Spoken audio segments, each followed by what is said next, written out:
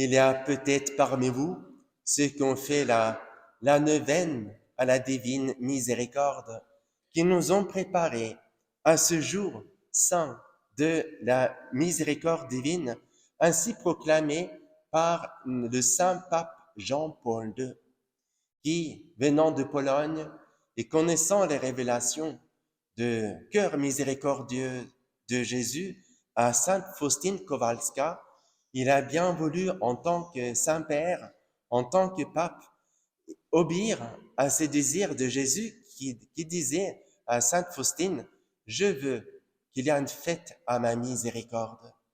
Et bien sûr, ce jour-ci qui est justement cette miséricorde exercée envers saint Thomas est pour nous vraiment un jour adapté pour fêter la divine miséricorde. Et alors, nous voyons que au fond, ces difficultés de Thomas, c'est notre difficulté de tous les jours. Parce que si nous avions devant les yeux la lumière physique de Jésus comme le jour de la transfiguration, si tous les jours notre cœur était transporté par la joie de croire, de vivre dans la foi, mais tout nous serait assez facile.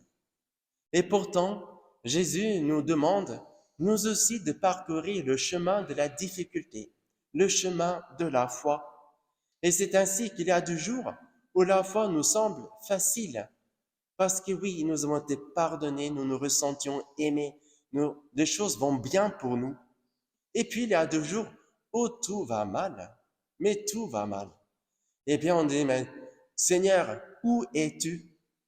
Et donc, à ce moment-là, eh bien, nous imitons la faiblesse de notre cher saint Thomas, qui plus tard dans sa vie, il était martyrisé lui aussi, justement, et comme tous les apôtres. Mais donc, nous devons nous reconnaître humblement tous dans ces sauts d'humeur et d'adhésion à Jésus de saint Thomas. Eh bien, ce qui est magnifique, c'est que Jésus nous rassure qu'il est toujours là. Malgré toute bêtise, toute faiblesse, tout péché que nous aurions pu commettre, eh bien Jésus est toujours là pour nous dire « La paix soit avec vous, la paix soit avec toi ». Et comment Jésus va expliciter ce pardon? Mais justement à travers la confession. Là justement, on nous dit dans l'Évangile que Jésus il souffla sur les apôtres en leur disant recevez l'Esprit Saint. À qui vous remettrez les péchés, ils seront remis. Et donc, chaque fois que nous avons besoin de reprendre la certitude que nous sommes aimés par le Seigneur, eh bien, il a rien de mieux, il a rien de plus profond et de divin.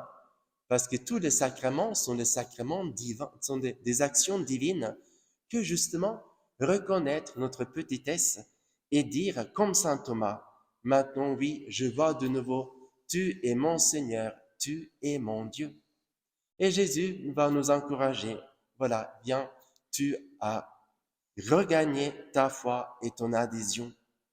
Eh bien, c'est justement cette joie constante dans le cœur des premiers chrétiens que leur ont permis de vivre pas le communisme, parce que le communisme inventé par Marx et ensuite appliqué politiquement par Lénine, c'était de arracher les biens des autres pour les distribuer.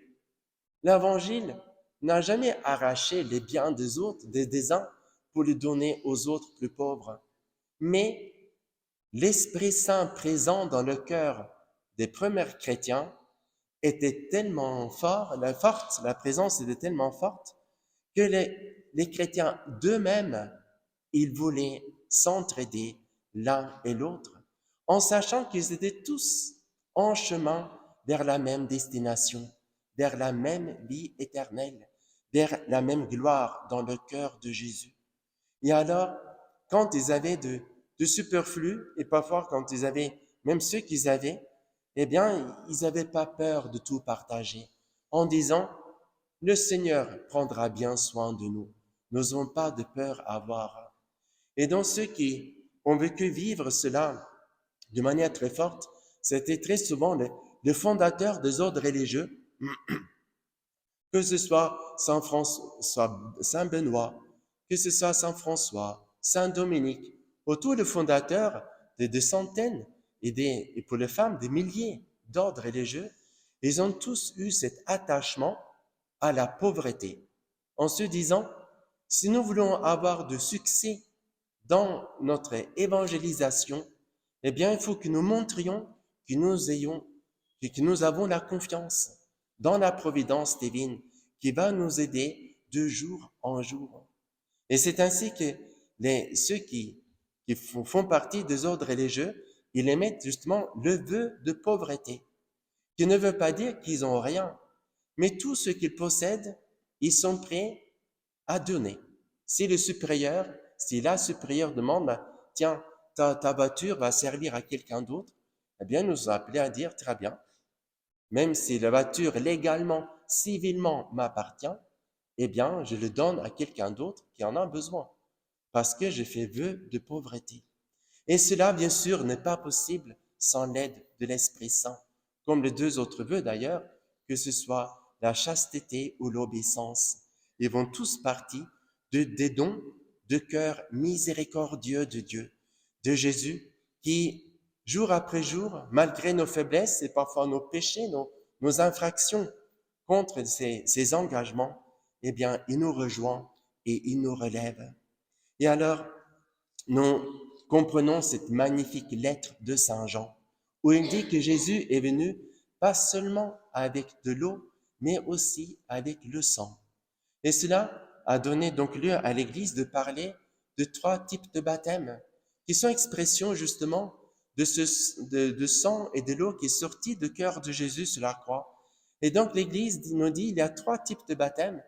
Il y a le baptême classique avec de l'eau ou donné par le prêtre, ou comme vous le savez, en cas de danger, tout homme, toute femme peut baptiser, même sans être baptisée elle-même. Donc, il y a le baptême avec de l'eau. Ensuite, il y a ceux qui n'ont pas été baptisés, mais qui versent leur sang par amour pour Jésus, notamment des bourreaux qui ont été tellement édifiés par la joie de martyr, qu'après les avoir tués, ils disent, finalement, ils avaient raison. Finalement, ceux qui nous avons tués, ils avaient raison.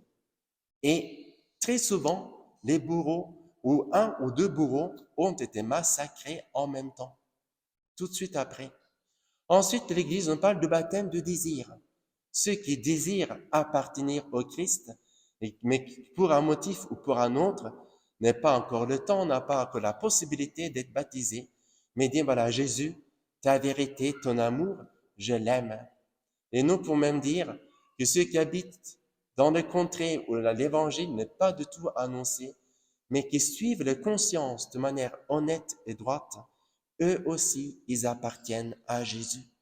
Donc, dans cette dimanche de la miséricorde, nous devons vraiment avoir dans le cœur les missions qui doivent propager dans le monde entier la bonne nouvelle de la mort et de la résurrection de Jésus.